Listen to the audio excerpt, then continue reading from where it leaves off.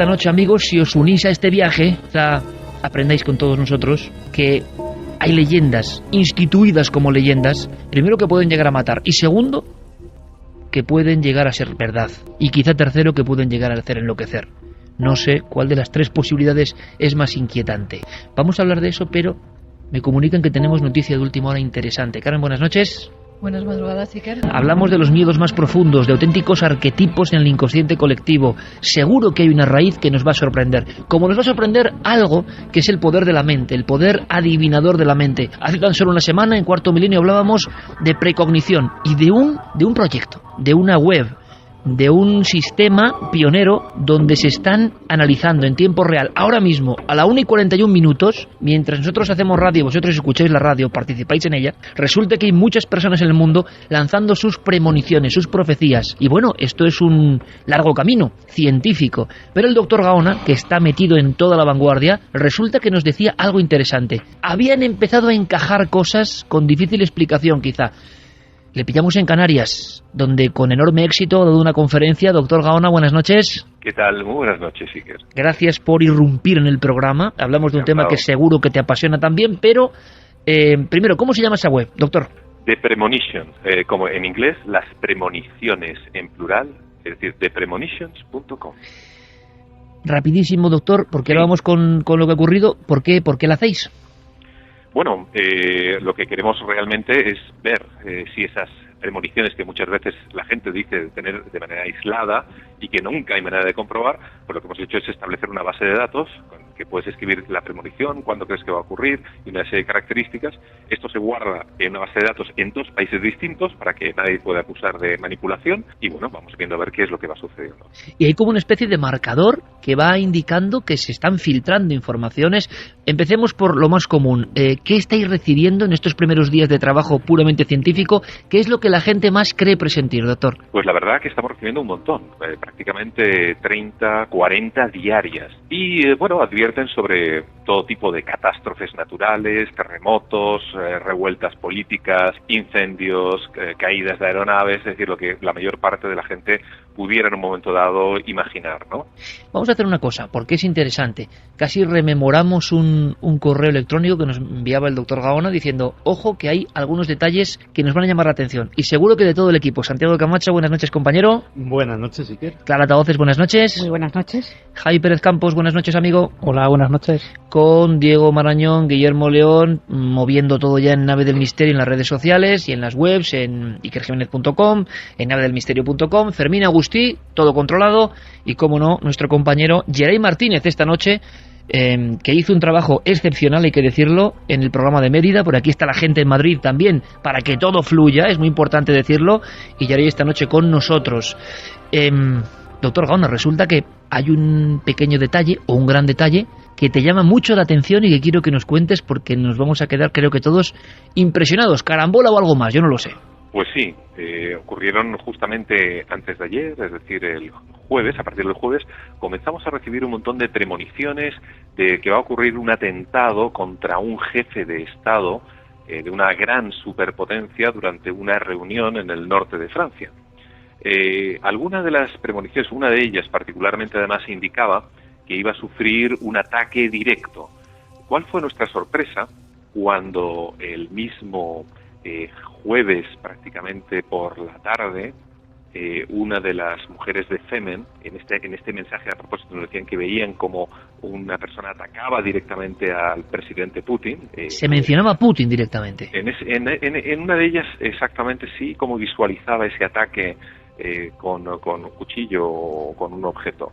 Y justamente por mediodía, tarde, es decir, después de haber recibido dicha premonición, ocurrió justamente el ataque en el Museo de Cera sobre la figura de Putin. Pero de manera paralela, lo que sí detectamos es que comenzaron a haber un montón de premoniciones sobre el ataque a un jefe de Estado, además de lo que he mencionado anteriormente, cuya no quiero desvelar la nacionalidad, por lo que vais a entender a continuación. Fue tal la marea de premoniciones, y además con diversas IPs, distintos puntos de España, y todas eran coincidentes, que no pudimos otra cosa que al día siguiente, es decir, ayer mismo por la mañana, llamar a la embajada, no sé, por una cuestión ya de no sé si de ética o en un momento dado sentirnos culpables si pasara algo, porque era demasiada la corriente que de lo que nos llegaba a nuestra web.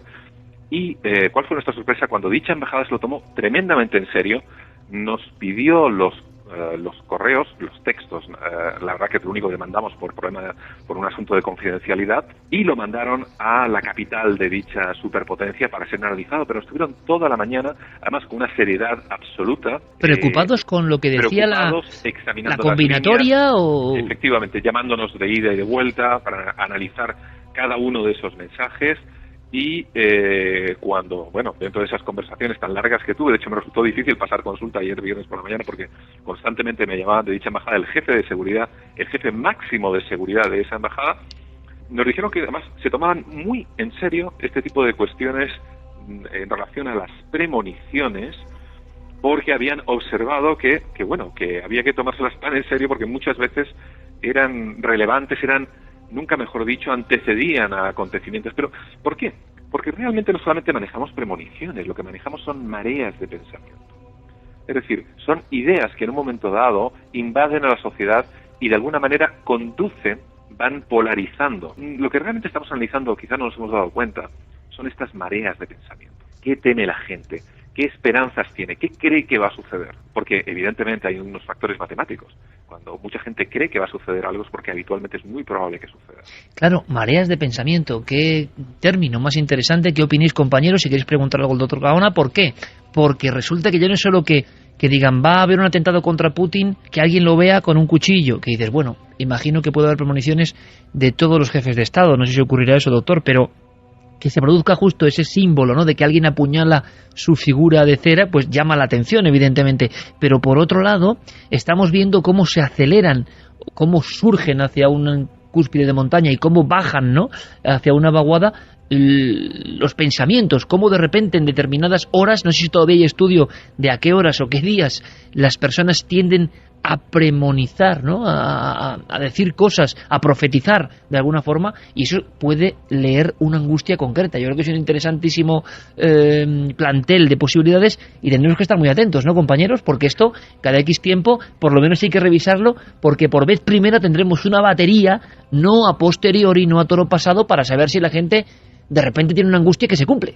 De hecho, el trabajo que está realizando nuestro amigo el doctor Gaona, en el fondo se parece mucho a lo que están haciendo servicios de inteligencia de todo el mundo, sobre todo que sepamos los norteamericanos y los británicos, analizando cantidades ingentes de eso que se llama el Big Data, del tráfico enorme que todos los días surca Internet en las más variadas formas, y pretendiendo sacar de ahí, la gente cree que le están intentando espiar a él en concreto, que están intentando averiguar el nombre de su amante y que si tiene pufos con Hacienda. No, realmente lo que quieren sacar son las tendencias genéricas de la sociedad, saber hacia dónde va la gente, incluso mucho antes de que la gente lo sepa, e ir encontrando luces rojas, ir encontrando señales de alarma que les indiquen cómo actuar en situaciones futuras. Y en el fondo, ese registro de premoniciones que está llevando a cabo el doctor Gaona es una de esas luces rojas. Si de repente muchas personas coinciden en un mismo hecho,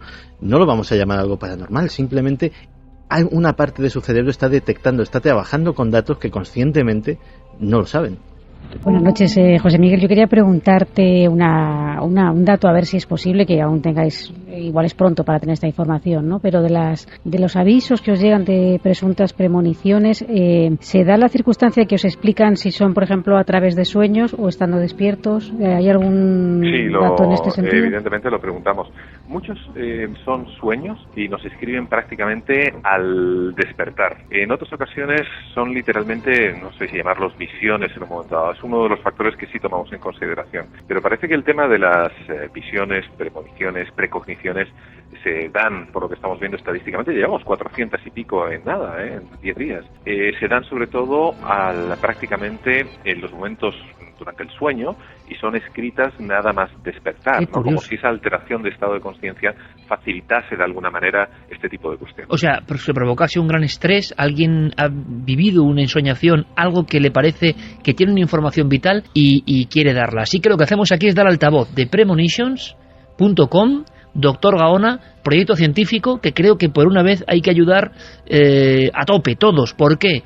Porque estamos hartos, se nos llena la boca muchas veces, la ciencia no hace caso. Bueno, cuando la ciencia hace caso, lo que hay que hacer es ayudar. Y cualquier persona que pueda contribuir a este gran proyecto científico, yo creo que merece la pena que lo haga pues a pecho descubierto y sin red. A mí me gustaría preguntarle al doctor si existe alguna premonición a lo largo de esas 400 y pico que ya habéis recibido, que se repita especialmente y que todavía no haya ocurrido, que quizá pueda ocurrir a lo largo de los próximos días. Bueno, pues sí, parece existir en una corriente de pensamiento que se traduce en estas premoniciones en cuanto, sobre todo, a una deflagración de un conflicto mundial. Parece que eso está como en el inconsciente colectivo de todo el mundo. Entonces, muchas personas dicen ver dentro de poco una extensión de una serie de guerras, particularmente en Europa, que nos van a llevar al desastre, ¿no?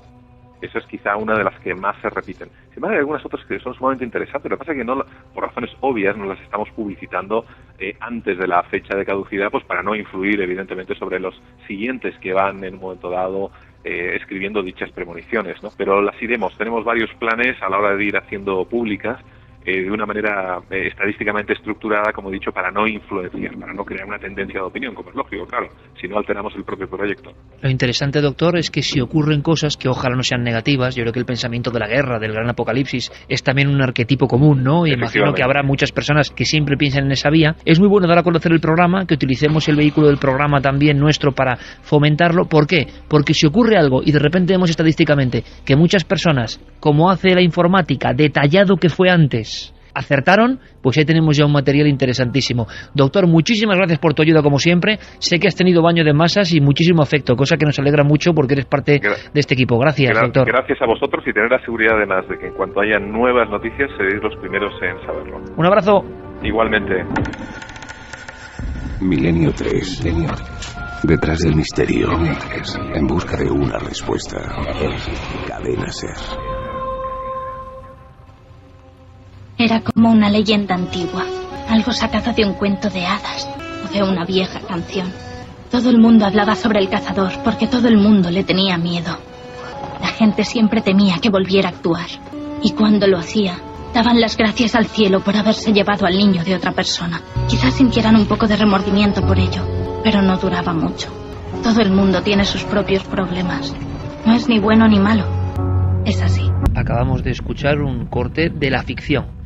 Los mitos, leyendas urbanas o no, acaban saltando incluso a la gran pantalla y se convierten en nuevos mitos que se van reforzando. El hombre delgado, el hombre que observa, que espía, la propia naturaleza demoníaca o daimónica que nos reta, nos atrapa, nos elimina. El mito, el arquetipo generado por Internet, la historia que vive su proceso evolutivo porque tiene condimentos para que las personas lo crean, es decir, está bien armada, tiene elementos que sorprenden, que son diferentes, nos muestra al hombre delgado como casi una prolongación de los propios árboles. Podríamos hablar casi de un hombre raíz, o de un hombre árbol, o de un hombre salvaje, como los que engalanan algunos frisos, por ejemplo, en ciudades como Úbeda, el hombre salvaje, o en la Catedral de Burgos, ¿no? El mito de la naturaleza convertida en ser extraño que nos observa. Toda la leyenda de la antigüedad de cuando la naturaleza tiene un alma y es capaz de observarnos, capaz de bendecirnos y capaz de atacarnos también. Lo que vais a escuchar ahora no es ficción, es una conversación policial, algo ocurrido en un pequeño pueblo, algo espantoso que conecta con esta leyenda. Y cuando una leyenda genera sangre y genera expectación, obsesión y quizá una raíz real, nos interesa evidentemente. Deja de ser una simple leyenda para ser algo que entra de lleno en el puro misterio. ¿Qué ha ocurrido? Escuchemos. He encontrado a una chica de 12 años. Parece haber sido apuñalada. ¿Parece haber sido qué? ¿Apuñalada? ¿Apuñalada? Dice que tiene problemas para respirar. Dice que le han apuñalado varias veces. ¿Está despierta? Sí, lo está. ¿Respira? Sí, está respirando, pero dice que no puede hacerlo profundamente. Está consciente. Entre preadolescentes. Es algo que ha consternado a una gran parte de la sociedad. pero queremos, Carmen, conocer todas las claves. Pues sí, la voz que oíamos, aparte de la del policía, era de un ciclista que encontraba a una joven, a una chica de 12 años, medio muerta, tenía 19 puñaladas en casi todo su cuerpo, alguna muy cercana al corazón, y quien había apuñalado a esta pequeña no era ni más ni menos que dos de sus amigas, Morgan Geyser y Anissa Weye. Al parecer lo llevaban planeando desde el mes de diciembre, y todo porque estaban obsesionadas con Slenderman. Era una prueba para este ser de que ellas eran de su clan, que en cierta forma había una página web donde Slenderman, o el que decía que era un ser real, que se llamaba así, pedía como un acto de sangre para estar más cerca de su figura, para estar más cerca de él, y además formar parte, ir a la casa que tenía en el bosque, una casa de demonios.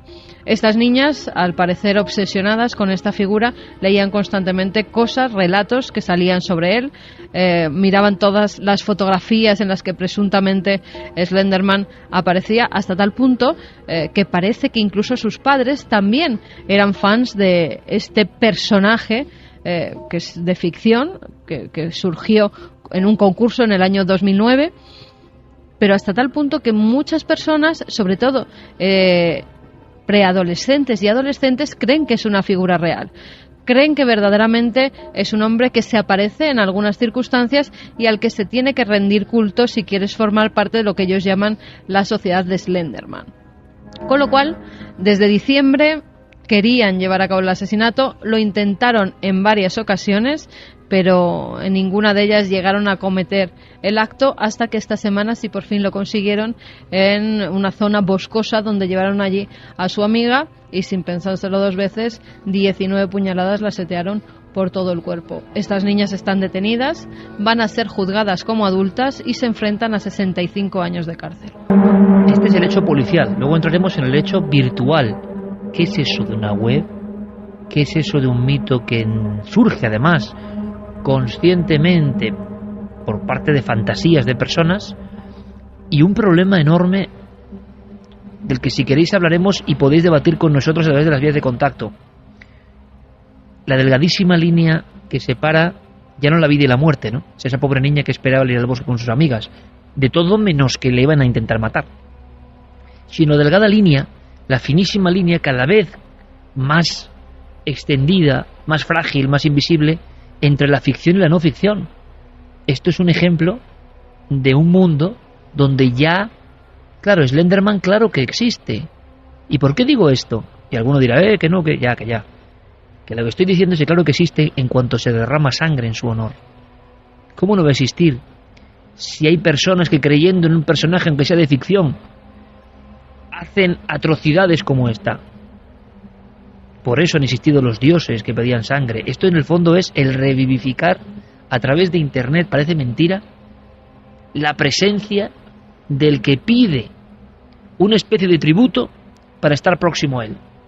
Es una especie de resurgir de un mito tan antiguo como el ser humano. Es decir, que las pulsiones de personas como estas niñas, sus padres, en el 2014, no están muy lejos de aquellas otras que ponían un altar de sacrificios y escuchaban la voz del Dios. Ahora la pregunta, porque alguno que no somos nosotros y va de pope, y no, es que esto es una leyenda que surgió, si quieres profundizar de verdad, tienes que preguntar. Imagino que vosotros queréis saber la respuesta, yo no la tengo, pero sí tengo la pregunta, que es: ¿esta ficción surge porque sí? ¿O esta ficción se envuelve de un montón de fantasías que en el fondo siempre revolotean a nuestro alrededor y en el fondo también son un ejemplo de una naturaleza que hemos presentido, hemos sentido cerca? Porque en la crónica artística de todos los tiempos, de todas las culturas, os aseguro que hay figuras, mucho antes del 2009, idénticas a Slenderman. Hay que decir, Iker, que al principio el personaje que creó a Slenderman, Erik Knudsen, dijo que eso no tenía nada que ver, que era un asesinato que habían cometido unas adolescentes y que no tenía nada que ver con su personaje. Más tarde rectificó diciendo que bueno, que en la página web que tienen, en creepypastawiki.com, ellos lo que hacen es subir relatos de personas, además que es una web para mayores de 13 años. Lo daban como que los padres tenían que haber tenido algún control sobre acceder a ese contenido que hay en Internet. Conversación con el jefe de la policía de este lugar siempre tranquilo, que de repente se ve azotado por una cosa que viene de muy lejos. Alguien ha tomado por cierta la historia y ha hecho caso a unos programas, y unas niñas han querido matar a otra de sus colegas de 12 años, repito, 19 puñaladas. ¿Qué clase de resortes profundos? Repito, si queremos ir al trasfondo y no quedarnos en la noticia y decir que es un mito, que eso ya lo sabemos, es que resulta que el mito se alimenta de una fuerza poderosísima desde el principio del tiempo, y las personas de repente tienen una ira incontenible que parece extrahumana. ¿Qué podían pensar esas niñas apuñalando a la otra? ¿Qué estaban haciendo? ¿Un auténtico rito de sangre? ¿Cómo alguien puede creer eso hoy? Bueno, ese es el gran misterio. ¿Por qué ocurre hoy? Desde luego el oficial jefe de policía no podía creerlo. No lo entiende, claro. Llevo aquí unos 24 años como capitán de la policía de Waukesha y jamás había visto un crimen de esta naturaleza, especialmente si tenemos en cuenta que se trata de chicas de 12 años. La víctima ha estado a punto de perder la vida. Una de las heridas provocadas por las puñaladas está rozando el corazón, y eso sin contar las otras 18 puñaladas que presenta. 2 y 2 minutos. Yo sigo, sin embargo, con el recuerdo de esa fotografía y de otras. Hay otras fotografías en nuestro país, sin salir de nuestro país, donde de pronto surgen seres, y algunos nos ha llegado y hemos analizado en Cuarto Milenio a lo largo de tantos años, donde lo que se manifiesta bien puede ser una ilusión nuestra, de acuerdo, nuestros ojos ven algo que queremos ver, entonces si lo queremos ver es porque está proyectando desde nuestro subconsciente. ¿Por qué? Unas formas muy definidas, el hombre delgado, huesudo, que parece un espectro, que parece que no es ni vivo ni muerto, que parece de otra realidad. Pero no hablábamos la semana pasada, compañeros, con Gonzalo Pérez Sarró, y nos decía que en una tapia de un pueblo de Extremadura, de repente al volver por la noche, un hombre ponía su mula entre la tapia y él, como resorte, un hombre valiente, pero como resorte porque veía una sombra delgada, finísima, casi parecía observar el inflamarse del pecho, del tórax, de esa figura esqueletiforme, envuelta en una capa o piel, que le esperaba. Siempre estas figuras, sea lo que sean, sea nuestro pensamiento, sea lo que vosotros podéis añadir, posibilidades infinitas, aparecen como siendo sorprendidas, como una parte de la naturaleza que no estaba en ese guión que tenemos de lo lógico. Entonces, a lo que voy es que mucho antes del 2009, estas figuras han sido soñadas, han sido creídas, han sido creadas, pero han estado ahí en el inconsciente colectivo humano desde siempre. Y yo, es más, me voy a mojar. Yo creo que Slenderman puede existir. Puede existir físicamente. Yo creo que alguna de esas fotografías que aparecen en Creepypasta y en algunos sitios, a lo mejor alguna es auténtica, a lo mejor no es un trucaje. Lo he contado alguna vez, pero creo que es un concepto lo suficientemente interesante como para repetirme. Imaginaos la escena. Un joven monje tibetano lleva días en su monasterio meditando, quieto, rodeado de velas, rodeado de incienso, bajo la atenta mirada de sus maestros. Y un día, de repente, como salida de la nada, aparece una mariposa. Revolotea y se escapa por una ventana. No es la visión de una mariposa.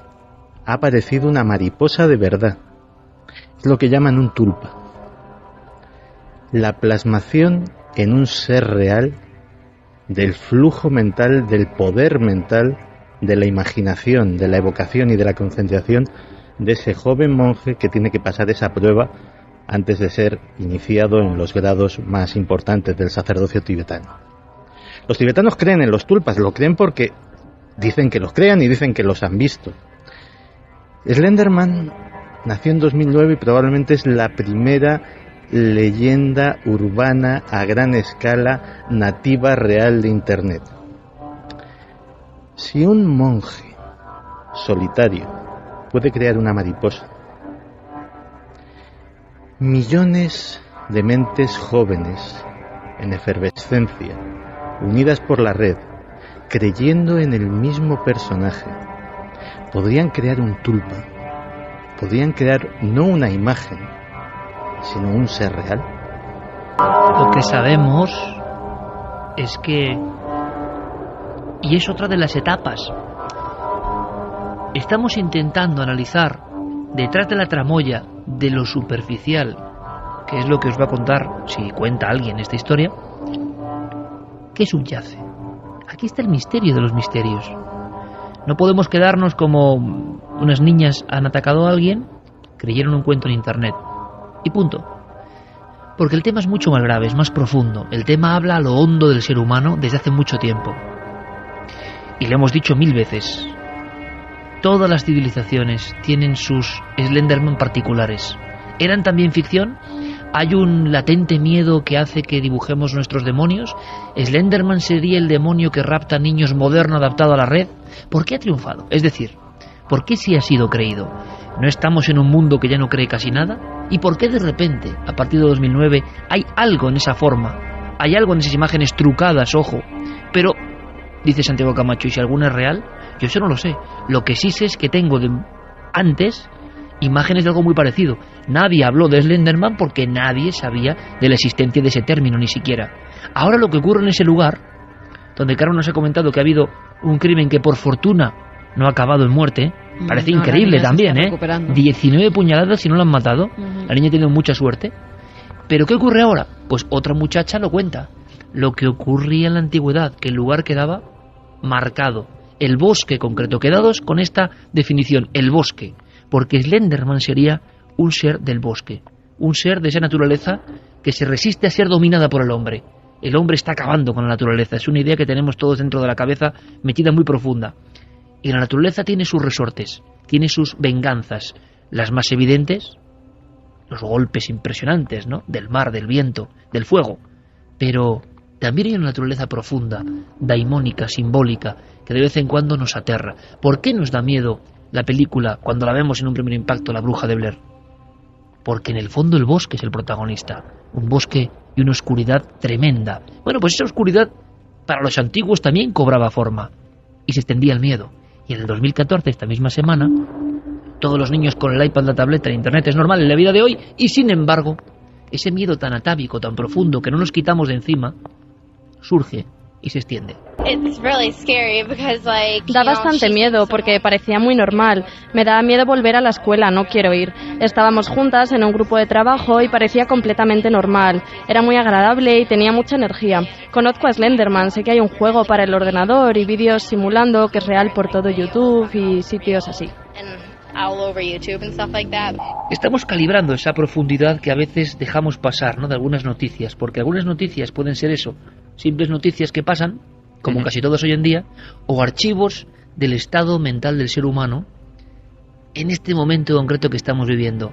Creíamos haber exorcizado a todos los demonios, pero no. Algunos demonios siguen paralelos a nosotros, asomándose de vez en cuando. Lo que yo no acabo de entender es que después de esta crónica policial haya una crónica virtual. ¿Qué es eso de un juego? ¿Cómo es posible que haya unas órdenes? ¿Cómo es posible que alguien, porque imagino que habrá un responsable, es decir, alguien que hace esa web o esas webs donde se pide un pacto de sangre casi, o sea, es como la cabeza de la verdad antigua que lanzaba una simbología y la persona tenía que matar a alguien o sacrificar a alguien. Eso es el dios azteca, el sacerdote abajo, una señal y hay que sacarle el corazón a alguien. Esto es a otro nivel, con internet por medio, pero ¿cómo es posible? ¿Se ha detenido alguien de programación de esa web? Es que no acabo de entender muy bien este limbo de la nada, ¿no? Hay una web donde se estimula o las personas creen que hay que hacer un acto criminal y no pasa nada. No, donde se dice en un relato que todo es ficción, ¿eh? Se dice que todo es ficción, claro, y en ningún momento eso queda como velado. Exactamente, no, se dice desde un primer momento que todo esto es una leyenda, que todo esto es una ficción y que la gente puede, si quiere, en algunas de las webs subir sus relatos en torno a Slenderman. El problema es que muchas personas creen que cuando se dice que es leyenda es verdad.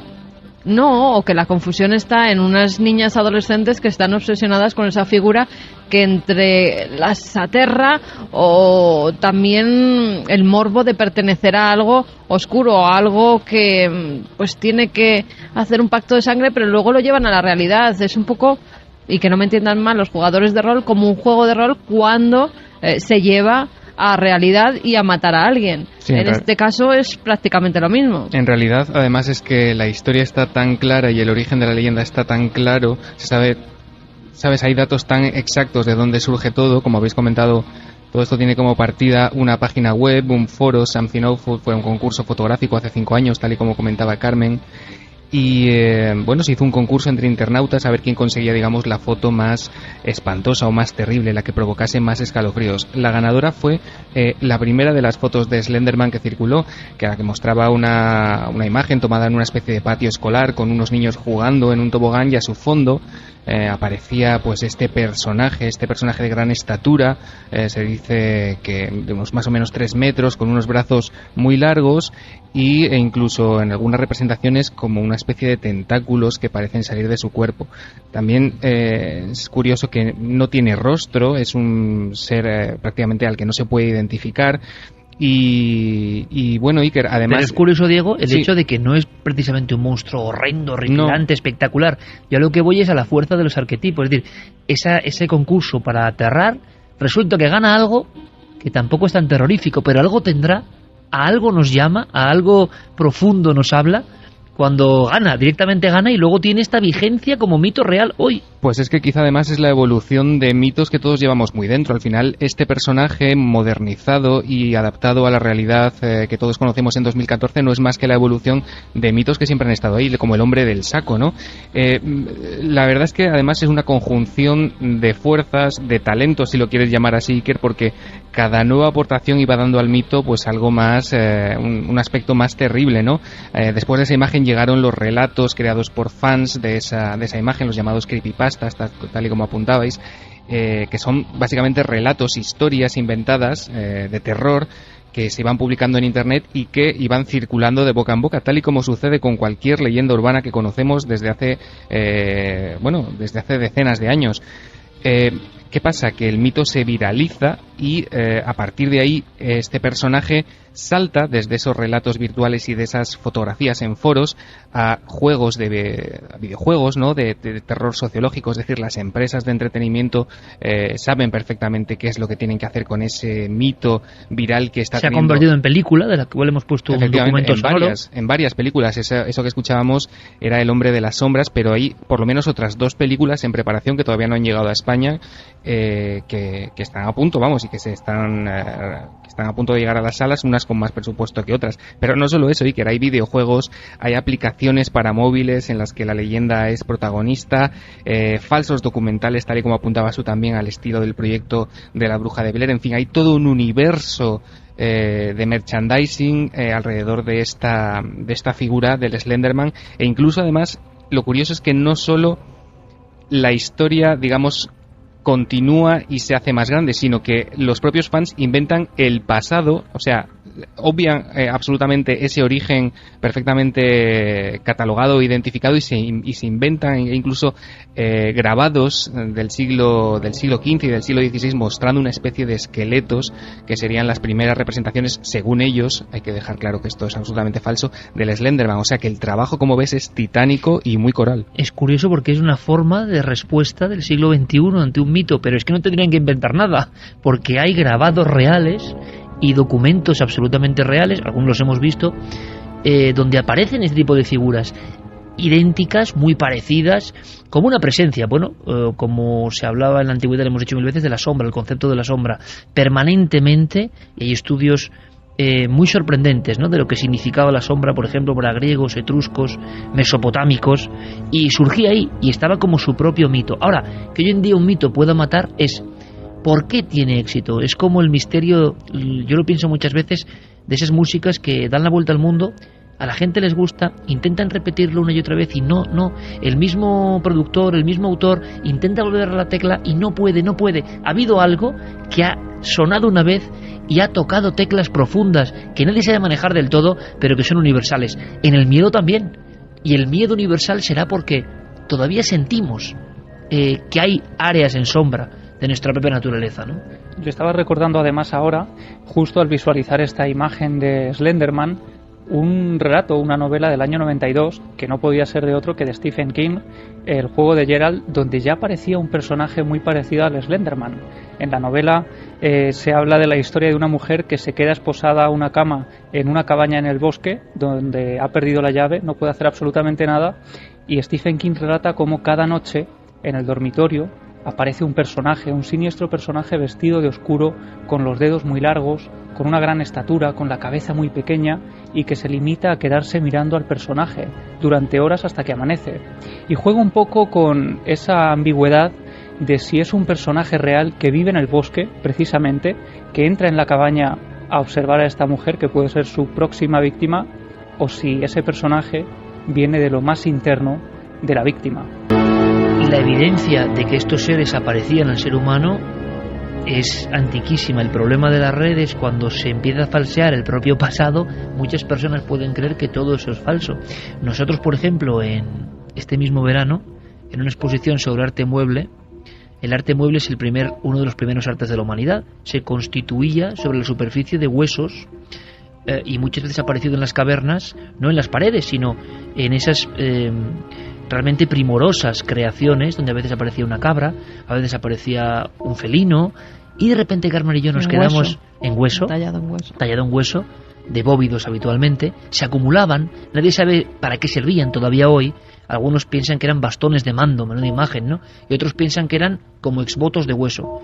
Pero hubo uno, y Carmen me conoce muy bien, que me hizo dar un brinco hacia atrás, que yo creo que estábamos solos en la sala de exposiciones en pleno corazón de Santander, en la Fundación Sandes Autola, y era un hueso que venía del norte de Europa, donde hay algunos parecidos, pero yo no vi nunca algo tan claro y estremecedor.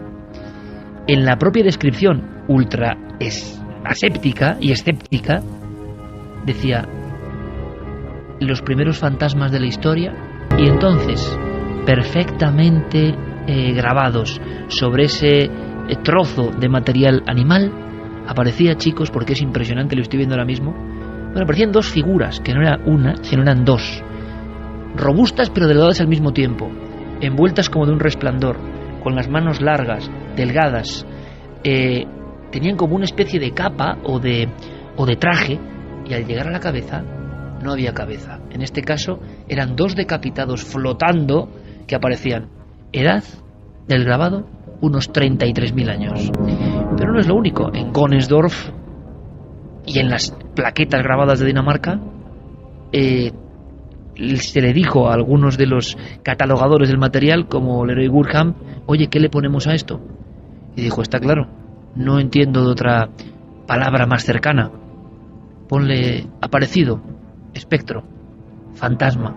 Estos creadores de ficción de Internet de ahora, en el fondo no están más que dejando correr su imaginación, una imaginación que fluye por canales muy amplios y que es universal. Claro, es que mencionabas esas imágenes de hace 30.000 años. Es que somos los mismos de hace 30.000 años.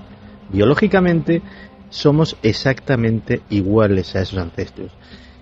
Y antes de crear herramientas complejas, antes de inventar la rueda, antes de crear cualquier cosa que fuera parecido a una civilización, lo que realmente fuimos fue creadores de dioses. Fue casi nuestra primera creación. No sé si hubo un dios que nos crea a nosotros, pero que desde luego nosotros creamos dioses es algo absolutamente inapelable. Y creamos dioses como Odín, creamos a Osiris, creamos a Zeus, y eran dioses muy poderosos que los habíamos creado nosotros, que les habíamos otorgado nosotros ese poder, pero que lo tenían, que recibían mucha sangre en su honor, que se conquistaban naciones en su honor, que se rendía pleitesía a una creación nuestra. Y esos seres humanos de hace 30.000 años, creadores de dioses, somos nosotros, con ordenadores, con teclados, con internet. Y esa pulsión de crear dioses, ¿crees que en estos 30.000 años se nos puede haber apagado? Yo creo que no. Sí, es que además de crear dioses, creamos demonios. Porque a mí me parece muy interesante que todo este mito del hombre del bosque, el bosque sabemos que simboliza el inconsciente, aquello que está en nuestra raíz más profunda. La cara oculta. La cara oculta, que nos da miedo penetrar ahí y ver qué hay realmente, cómo somos nosotros, que hay esa parte que no mostramos, que ni siquiera nos queremos plantear Eso es un poco ese mito. Pero además tiene una cualidad o defecto, según se mire, es en cierta forma su deformidad. Esa deformidad que lo hace demasiado delgado, muy alto, que no es como un ser humano normal. Esa deformidad, ese defecto es el defecto del ser humano, ¿no? El ser humano tiene esa parte luminosa, pero tiene esa parte de sombra que no quiere ver el defecto de sí mismo, ¿no? De que existe esa maldad dentro de él en algunos casos. Y en esto que estamos hablando de crear dioses, resulta que lo que atrae a cierto número de personas son las figuras de maldad, no las figuras luminosas, no las figuras que dices, bueno, pues a crear un mito, queremos un personaje bueno, ¿no? Un personaje que ayuda a los niños, que está con ellos, y no que los secuestra y se los lleva a un lugar, ni que pide cosas que hagan en su nombre cosas malas. Yo estoy recordando ahora cientos de casos donde lo que se aparece es muy parecido a lo que han inventado ahora. Es decir, la invención viene después de la autenticidad. En el fondo es una especie de ensamblaje. Se van cogiendo cosas de los tiempos y al final quienes nos hablan, luces y sombras, empiezan a ser los mismos siempre. El diálogo es el mismo. Estoy recordando los sucesos de Vegas de Coria. Que alguien me explique qué era eso. Un ser delgado, famélico, con una especie de capa, mucho más alto que cualquier persona, es más, como dos adultos uno encima de otro, y cuando se veía sorprendido, se lanzaba por los barrancos. Hay un caso no tan conocido, que me se me pone la carne de gallina, porque me estoy viendo a mí mismo en una ladera, en ese pueblo, entrevistando a la mujer del testigo, que estaba enfermo del miedo prácticamente desde entonces. Eusebio Iglesias, en pleno día, como esa foto que os he contado al principio, no hace falta que sea la noche, pero en un lugar más o menos conocido, pero es que hay un momento en que el campo, el territorio, se convierte en soledad y puede pasar cualquier cosa. Y entonces, en mitad del sembrado, observa a lo que es la imagen del mito, la imagen de Slenderman, la imagen adaptada ahora mismo con un nombre y una circunstancia y un contexto actual. Pero para Eusebio, año 83, eso no era más que un extraño tipo que parecía, fijaos la descripción, un espantapájaros que él no había colocado. Y está ahí esperándole, recto, sin moverse. Solamente el pequeño viento le zarandeaba una especie de capa. Era el absurdo absoluto. Y entonces él, fijaos, pone el burro entre la figura y él. El sol es el sol del mediodía. Él está regresando y contempla perfectamente el brillo de esa figura, como si fuera de un cuero perfectamente reluciente. La figura respira. La figura es muy alta. La figura mide más de 2,5 metros. La figura tiene una cabeza pequeña y no llega a saber si tiene una especie de melena lacia. Es algo tan incomprensible para ese hombre que, ojo, repito, es que enfermó del miedo. Su mujer, a través de un ventanuco en el poblado de Vegas de Coria, nos lo comentaba como si mentásemos al diablo, y lo entiendo. ¿Y sabéis lo que escuchó Eusebio delante de ese ser? Coge miedo, se gira y empieza a caminar rápidamente. Sabe que el ser sigue allí, plantado como una torre humana, y él escucha una voz que no es la suya, una voz que no sabe si está allí o lo retumba dentro. A mí me impresionó mucho, que simplemente le dice al alejarse: ¿es que no me conoces? Estamos hablando de los daimones absolutamente, ¿no? De los aparecidos que cobran formas. Pues veréis, Clara Tauces hablaba del bosque. Donde surgen los nuevos mitos parece mentira. Y el bosque tiene una personalidad concreta, muy especial. Le preguntamos en su día ni más ni menos que a Patrick Harpur, el creador de Realidad Daimónica, el estudioso a través de la historia de estas apariciones que para él son realidades, que se manifiestan, que nos hablan a su forma. Y lo hemos hablado aquí alguna vez, y es muy hermoso.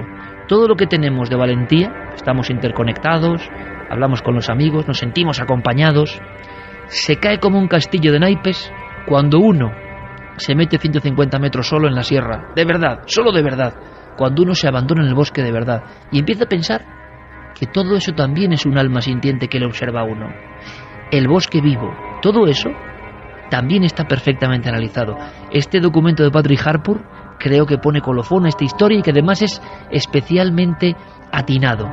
En el fondo, no entendemos muchas cosas y la naturaleza se manifiesta ante nosotros con sus potencias y por eso nos seguimos sorprendiendo y nos seguimos fascinando y algunos obsesionando incluso con versiones modernas de todo este mito que a veces yo creo es mucho más real de lo que parece. No es que el mundo pueda vernos de la misma forma que nosotros a él. Por ejemplo, si decides ir a pasear por el campo, puede ser muy beneficioso, muy sano y positivo, pero de repente puedes llegar a lugares desoladores o a bosques extraños y puedes sentir que eres vigilado. Y a veces puedes experimentar pánico solo por salir a dar un paseo. Pánico viene del dios griego Pan, por supuesto. He escrito más de un artículo sobre estas experiencias, sobre gente caminando por el campo, que de repente se ven superados por la sensación de que el paisaje está vivo y es hostil. Y entonces comienzan a correr para salvar su vida. Esto le ha pasado a mucha gente. Le pasó a mi propio padre, y él no era un hombre que se asustara fácilmente. 2:27. Un mito moderno. Por desgracia, el mito actualizado genera episodios dramáticos. Ojalá sea el último. Por supuesto, que no se enfaden nuestros jugadores de rol, que siempre que mencionamos jugadores de rol todo el mundo no, pero ha habido algún caso criminal que se relacione con el rol y que realmente es terrible. Cuando alguien se pasa de vueltas y confunde, mejor dicho, realidad y ficción, ¿por qué? Porque en el fondo las delgadas líneas no son fáciles y para algunas personas menos. Cuando has visto la fotografía, Carmen, de esa aparición con la que empezábamos esta noche y que alguien me dijo a mí, mira, esto es como lo de Slenderman, pero de verdad, ¿qué sentido al ver esa foto? Es muy rara, ¿verdad? Es una fotografía que vimos hace varios años y siempre nos resultó muy extraña. Incluso yo creo que ni siquiera conocíamos la intrahistoria de Slenderman. Habíamos visto un personaje extrañísimo atrás que parece no ver nadie en esa playa. La fotografía todavía no podemos subirla, que está preguntando todo el mundo por ella, que por qué no la subimos. No tenemos el consentimiento de las personas que aparecen en ella, con lo cual su privacidad es lo principal. Cuando tengamos el permiso, si es que lo conseguimos, ya lo haremos, ya la daremos a conocer. Pero es el absurdo. Es un día de playa, no hay nada que dé miedo, hace sol, la gente está jugando, esa pareja está pasando una mañana, una tarde, no sé qué sería, feliz, están sus hijas alrededor y de repente el absurdo aparece al fondo de la imagen. Hay una niña muy cerca o una mujer, no se identifica muy bien porque está bastante alejada. Ahí se puede medir la diferencia de altura que hay entre esa aparición y esa mujer y parece que solamente la cámara ha sido capaz de captar esa imagen. Como alguien que es sorprendido, allí, ¿verdad? Exactamente. Solo, sin nadie. Porque en esa escena nadie parece estar dándole importancia, ni nadie parece estar viendo a esa presencia tan gigantesca que por lo menos tenía que llamar la atención de los que había alrededor. Bueno, pues es que es lo que hablamos. Hay fotografías anómalas de plena confianza que resulta que reflejan ese mito, ese tulpa que diría Santiago Camacho, esa condensación de energía, aunque en esa playa tan apacible nadie parecía estar pensando en nada terrorífico, pero de repente el ojo de la cámara capta algo que quizá estaba ahí, y estaba ahí como sin ningún tipo de lógica, porque la vestimenta, si es que es una vestimenta, y sobre todo el rostro, un rostro como hinchado, deformado, incluso emborronado. Es muy raro, es una historia muy rara. Sí podemos conectar, creo, a las 2:30 en punto con un joven periodista que además, hombre, es familia mía, es mi primo y lo llevo muy a gala. Ahora es reportero de Más Madrid, donde se está curtiendo, madre mía, el reportaje diario del Madrid profundo. Yo creo que tiene mucho de aproximación a los misterios más terribles también, pero menuda escuela. Amayor Elizari, compañero, buenas noches. Muy buenas noches. Tú no olvidas esta fotografía, ¿no?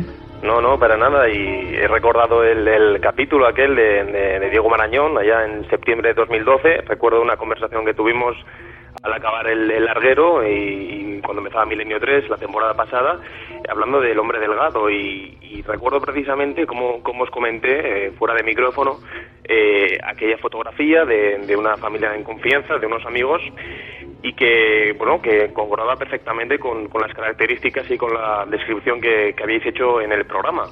Y como bien has comentado, nada más iniciar Milenio 3 esta noche, es que la silueta de ese hombre, de la figura, de la presencia que aparece en una playa del este de Mallorca, pues es que concuerda perfectamente con todo lo que se ha comentado. ¿Qué te llama la atención especialmente? Yo recuerdo, hay que decir que son familia, no mía, pero sí tuya, y personas de la máxima confianza. y que ellos no vieron nada en ningún momento. Solamente al revelar la fotografía, porque es de revelado antiguo, hablamos ya de bastantes años, y ahí surge algo que yo no sé a ti qué te llama la atención, porque tú me hablaste de esa fotografía siendo pequeño, con un pavor que luego lo descubrí años después y me impresionó muchísimo. ¿Qué es la expresión, la altura, la figura, lo absurdo? ¿Qué es lo que más te llama la atención ahora revisitándola de nuevo? Sí, lo primero que hay que dejar claro, bueno, la fotografía pertenece a unos amigos, una familia de extrema confianza, o sea, es imposible que aquí haya truco, haya fraude, y como bien comentas, lo que nada más llama la atención es la altura de esa silueta, de la presencia que tenemos en esta fotografía que está tomada en el julio, creo que es el julio del verano del año 2000, en el este de Mallorca, en una playa que no vamos a desvelar por ahora, y que, bueno, dada la escala, dada la proporción que se ve en la arena, es una persona, un ser de, como hemos comentado, 2 metros largos, podría rozar incluso los 3 metros, pero el detalle, el dato que a mí sí es que me llamó la atención, y es que me lo comentaron los propios protagonistas de la escena, es que donde está ubicado ese ser, había un chiringuito de playa, un chiringuito, un bar, un restaurante donde esa misma tarde ellos comieron, y en la fotografía no se aprecia el chiringuito, aparece ese ser, aparece esa presencia encima de la sombra de ese cuadrilátero que sería el restaurante, y no está nada más. Eso es lo que llamaba la atención por encima de cualquier cosa. Había un rostro como que miraba, ¿no? Una especie de cara, pero que no acaba de ser una cara, y que parece que está observando precisamente a quien hace la fotografía, que es lo más extraño. Sí, es una, para mí, la primera sensación que me da es que es una posición, una cara totalmente desfigurada, pero da la sensación que está observando, que está al acecho, ¿no? Que está, como bien habéis comentado, está como espiando, ¿no? Es una sensación o una percepción mía muy propia. Desde hace ya 14 años que he visto esta foto una y otra vez, hemos hecho el zoom, hemos hecho cualquier tipo de método, de técnica para poder saber qué es eso, pero es lo que comentábamos, ¿no? Un rostro totalmente desfigurado, las extremidades que se ve perfectamente, los tobillos, las pantorrillas, se ve esa silueta perfectamente apreciable en la sombra, y que, bueno, pues la media melena o las barbas rubias, es una cara como muy fantasmagórica, ¿no? Hay quien me dice, no tiene rostro o no tiene expresión, pero a mí la sensación que me da es que esa presencia parece que quiere comunicar algo, parece estar receptivo o inquieto, ¿no? Es una estampa que perfectamente, deja muchísimo a la especulación, en fin, cualquier tipo de pregunta puede quedar abierta aquí, pero yo lo que os he comentado, y es el detalle que a mí me daba rabia, quizás que no pudiéramos comentar más, porque es una fotografía de hace ya 14 años, no está ni siquiera digitalizada, y es que en ese mismo lugar me comentaban mis amigos que ahí estaba un restaurante, y en la fotografía el restaurante desaparece, está totalmente volatilizado, no hay más que una sombra, y en esa sombra la preside, la corona, esta silueta enorme de casi 3 metros, pero lo que no aparece es el restaurante. Y ya detalle como más macabro es que quien hacía la fotografía, quien sacó esta instantánea, era una chica que por aquel entonces tenía 12 años, y al hacer el clic de la fotografía ya comentó que había visto a ese ser porque se le quedó mirando, y en lo que es un parpadeo dejó de verlo y no apareció. O sea que la testigo principal, que esto yo no lo sabía y era una información que no tenía, sí que cree ver a alguien y que luego ya no está. En el momento que ejecuta la fotografía, que la instantánea ya una vez está capturada en la máquina, ella se quita el objetivo de la cara, del ojo, hace simplemente una vista al fondo porque algo le llama la atención y reconoce algo que ya ha visto con anterioridad. Yo he mantenido conversaciones con esta protagonista muchísimas veces durante años, porque somos coetáneos, somos de la misma edad, y me comentaba que ella ya tenía la sensación de conocer, de saber quién era aquel hombre de la túnica azul, y me comentó una noticia que fue, siempre fue para muchos medio cachondeo, para otros no fue tanto, pero que le marcó, y fue que ese ser ya se le apareció cuando ya tenía unos 5 o 6 años. O sea que las personas se quedaron muy impresionadas con esta historia, es decir, que los testigos, la familia, que conocemos incluso, yo no con tanta cercanía como tú, sí que luego imagino que esta fotografía, como tantas que nos llegan a Cuarto Milenio, que dicen, oye, ha salido algo, bueno, la niña dice no sé qué, pero en este caso sí que fue un peso, sí que no sé, imagino que les impresionó y yo no sé si les preocupó. Yo siempre he oído, y además lo digo porque lo he oído, lo he escuchado, lo he incluso casi tocado, es que les marcó aquella fotografía, que por cierto la vieron casi, pues no te voy a decir años después, pero sí a los meses después, porque entonces no contábamos con la digitalización, con todo, digamos, el avance tecnológico que hay hoy en día, con las fotografías, con los smartphones o con cualquier tipo de máquina fotográfica o de vídeo, y en este caso pues a los meses, bueno, en cuanto ven esa silueta, esta persona no enloquece, pero sí enseguida, bueno, pues el rostro cambia totalmente, se le queda pálido y pues con una expresión que yo recuerdo que me comentaba que a esa persona o a ese ser, porque ella se refiere él como a esa persona, decía, ya lo he visto antes, ya lo conozco, y claro, cuando aparece en la fotografía y recuerda el flash de nada más quitarse el objetivo del ojo, al verlo, algo le conecta en el subconsciente, algo le hace ver que ya le conocía, y me dijo efectivamente que ya desde hacía años a esa persona de la túnica azul, de esas barbas, bueno, pues de melenas rubias, o es que tampoco se puede decir si son barbas o melenas, esa cara desfigurada, ya la conocía y ya la había reconocido, y su sensación era que le quería transmitir algo, que le quería decir algo, era como un mensaje o una, por la posición en la que aparece esa silueta en la fotografía, como que hay algo que le quiere transmitir, y desde entonces no ha vuelto a aparecer en estos últimos 14 años. Caballero Lizarri, compañero, mucha suerte y nada, buenos reportajes en Más Madrid, compañero, te veremos. Muchísimas gracias. Un abrazo. Un abrazo. Resulta, y esto no recordaba, que la niña pequeña, que es la que hace, vamos a hacer la foto a los papás, ya había tenido algún tipo de aparición o de presencia. Claro, esto es lógico, es ilógico, y luego durante 14 años después no vuelve a ocurrir nada. Bueno, pues cosas que pasan, como tantos casos que nos llegan, que no sabemos interpretar del fondo, pero que yo hacía esa analogía, o la hacía más bien, mi primo mayor, diciendo, es que esto que cuentan, que es absolutamente un mito, y que es un mito que está demostrado, resulta que hay fotografías que se le parecen mucho. Bueno, igual estamos en las orillas de un mundo, bueno, y si describimos a muchos tripulantes supuestamente de los ovnis, porque decimos que son tripulantes, o los testigos lo han creído, o ha habido una luz cercana, pues también se parece mucho a algunas de esas figuras, ¿no? Es decir, no hay tanta diferencia. Pero aquí se hablaba de niños, ¿verdad?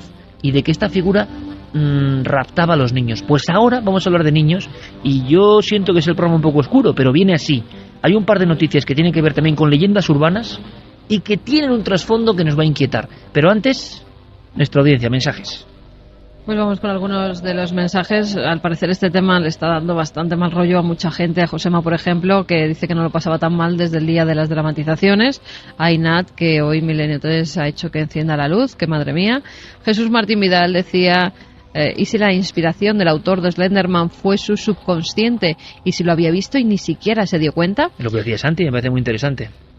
The Real Tweet pregunta, ¿a qué edad está completamente desarrollado el lóbulo frontal de un menor? Del fanatismo a la psicopatía hay un paso. Borja dice que al final los miedos... Pasa mucho tiempo, Pasa mucho tiempo. Es decir, el cerebro sigue formándose, y es más, los últimos estudios indican, y es interesante, le podemos preguntar a Manuel Martín Loeches, pero que en la adolescencia nuestro córtex, nuestro cerebro no está acabado del todo. No está acabado del todo, y eso me parece muy sorprendente, ¿no? Borja nos decía, al final los miedos son los mismos desde el origen de la humanidad. Lo que cambian son la forma de expresarlos. Adrián Vélez, Slenderman es una criatura del bosque. ¿Tendría algo que ver con los Nightcrawlers de Yellowstone?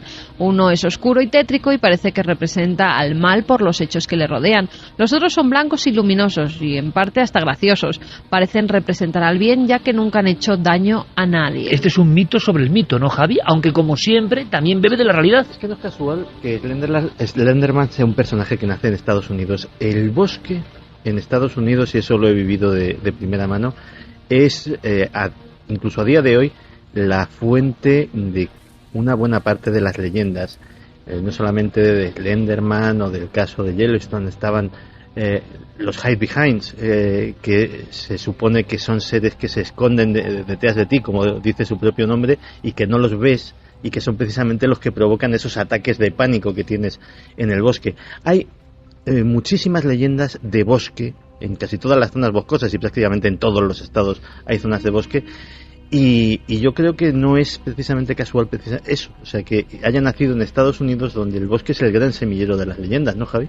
Sí, bueno, y también en España tenemos las damas de los caminos, seres que aparecen en estos cruces de caminos, leyendas que vienen de los antiguos celtas también, siempre relacionadas con el bosque, y en este caso que hablaban de los Nightcrawlers, eran unas imágenes tremendas que habían captado cámaras de seguridad que a día de hoy expertos no habían conseguido tampoco explicar, y que ya se hablaban de viejas leyendas que tenían lugar en esos bosques. Que yo creo que tendrán explicación, ¿no, Javi? Esas imágenes eran como muy demasiado buenas para ser verdad. Claro, pero igual no lo sé, yo no lo sé. Diego, ¿hay alguna información de eso de última hora o se ha quedado ahí en ese gran cementerio de elefantes que a veces es la red, ¿no? Donde uno espera respuestas y no hay. No, además es que es lo que dices, es un cementerio de elefantes en la que la información va quedando absolutamente olvidada, pero en relación a lo que comentabais, que además esta leyenda está centrada en los niños, eso llama poderosamente la atención porque la propia leyenda dice que Slenderman es un ser que pasaría desapercibido para los adultos, es decir, está absolutamente dirigido a un público concreto. Es decir, tiene un segmento de población como objetivo principal. Solo lo ven los niños, ¿no? Sí, porque tienen todavía... Se dice que los induce una especie de trance hipnótico, una cosa así, a veces acompañado de cosas, de patologías como incluso la paranoia, ¿no? Que hace que los niños desaparezcan por completo y que es un ser que no puede ser percibido por los adultos. Así que fíjate hasta qué punto se dirige absolutamente la leyenda hacia un público concreto y luego pues encontramos cosas como la que ha ocurrido esta semana. Bueno, y espera, Diego, porque esto es interesante, y como Harpur nos lo comentaba, te lo comentaba en una larguísima entrevista, muchos de los informes sobre seres del bosque son de niños. Por tanto, los adultos los despejan como que no tiene ningún sentido el ser de niños. Pero Harpur dice, es que se aparecen a veces a los niños porque son los que pueden verlo, ¿no? Y ahí está este juego extraño entre fantasía y realidad, pero que está muy latente, ¿no? Por cierto, una cosa, es que yo estoy un poco preocupado porque Clara me ha hecho un par de miradas. Me ha puesto la carne de gallina Clara, le he pasado la fotografía de Marras y no sé qué está pensando esta mujer. No, es que, claro, viendo la foto con más detenimiento y ampliando lo que es la cara, la impresión que da a mí, por lo menos, es que, como has dicho al principio, pudiera ser una mujer. Pero es que además, si me apuras, te diría que más que una mujer, o sea, es la imagen que tengo al ver, ¿no?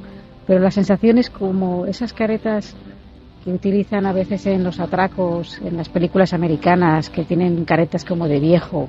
¿Una máscara? Una máscara de vieja en este caso, porque a mí me da la sensación de que sí que tiene algo de melena.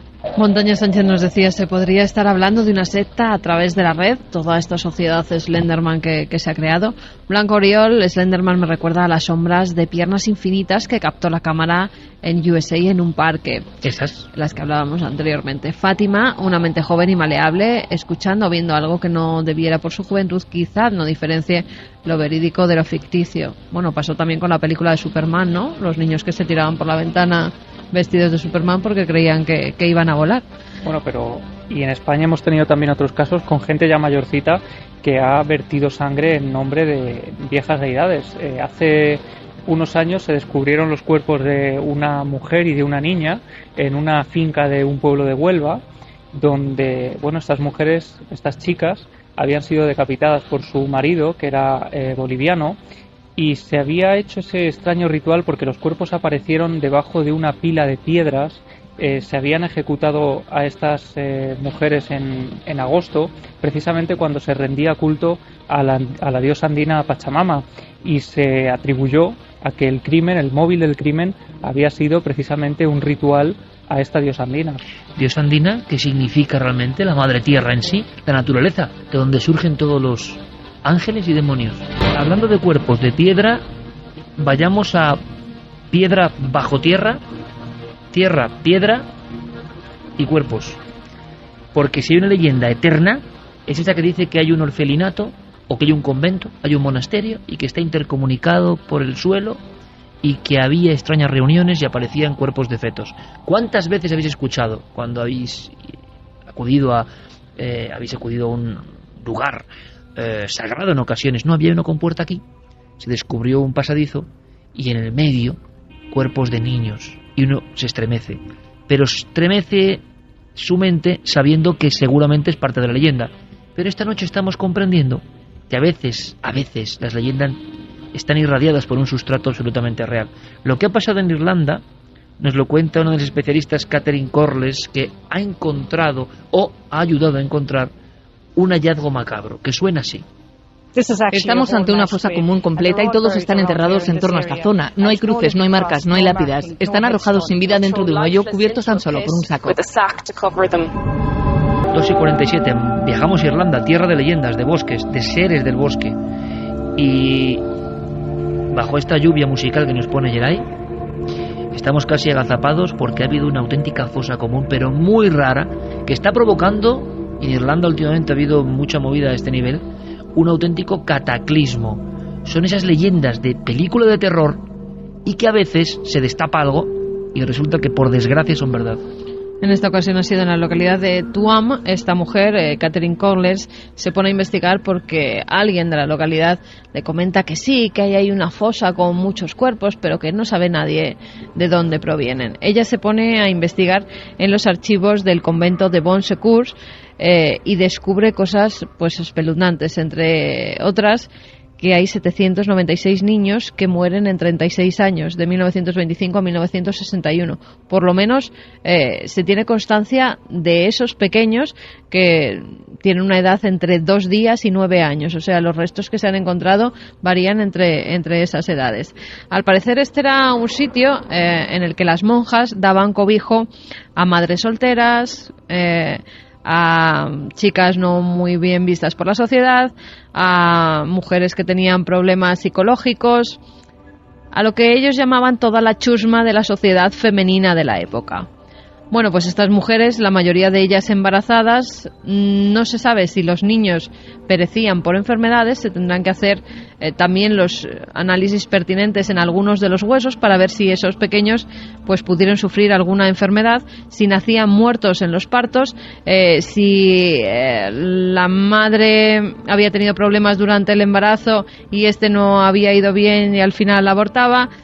Es decir, ahora mismo se está investigando todo. Porque... Pero al final el pasadizo con los restos de niños va y se convierte en realidad. Es que ni siquiera es un pasadizo, es una fosa de aguas residuales donde directamente las monjas tiraban a los cadáveres de los niños, de los fetos, según morían. Están todos acumulados uno encima de otro porque, como bien decía la propia investigadora, la propia historiadora, Corless, no eran ni siquiera enterrados en un ataúd. Esos niños, de verdad, y sin que nadie lo supiera porque nadie era de la localidad. Es más, cuando se descubrieron en los años 70 estos huesos, creían que eran del siglo XVIII, de las hambrunas del siglo XVIII, con lo cual no le dieron más importancia. Sí que es cierto que pusieron allí una especie de virgen para que protegiera los restos de sus antepasados, pero no creían que fueran restos tan recientes pertenecientes a niños de ese convento, con lo cual ahora, cuando ha surgido verdaderamente la historia, es cuando ha salido a la luz la crueldad de esos lugares que eran regentados por estas monjas. Claro, unos 20 niños, no más, unos 30 niños por año aproximadamente, es posible, son causas naturales, escándalo en Irlanda, y la imagen de la trastienda macabra, ¿no?, que va y se convierte en realidad. Y luego ocurre una cosa, ¿no? Un experto en suelos diría: Irlanda, lluvias, acidez de la tierra. Es muy probable que, a pesar de que han pasado tan solo unas décadas, no quede ni rastro de los huesos. Y a veces uno piensa, con la mente del mito, que todo eso seguía ahí, intacto, como para pedir justicia, ¿no? Pero quizás sea así o no, pero a veces ocurren estos impactos.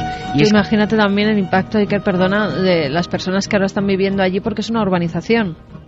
Es un lugar urbanizado. Totalmente, el convento se tiró y ahora es un lugar urbanizado con casas nuevas, y justo enfrente de sus casas han descubierto que se acumulan restos de niños pequeños, de casi 800 niños. En Irlanda además ha habido más escándalos, Santi.